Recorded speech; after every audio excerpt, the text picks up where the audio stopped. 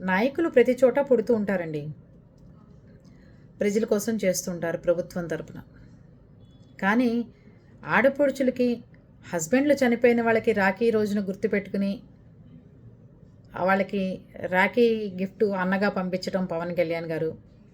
ఇవాళ పిఠాపురానికి రేపు మార్నింగు శ్రావణ శుక్రవారం అని చెప్పి కుప్పటేశ్వర స్వామి గుళ్ళో చక్కగా 10,000 మంది ఆడపడుచులకి వాళ్ళ పేరున రేపు పూజలు చేయించి 10,000 మందికి చీరలు పంచుతున్నారట, పసుపు కుంకుమ.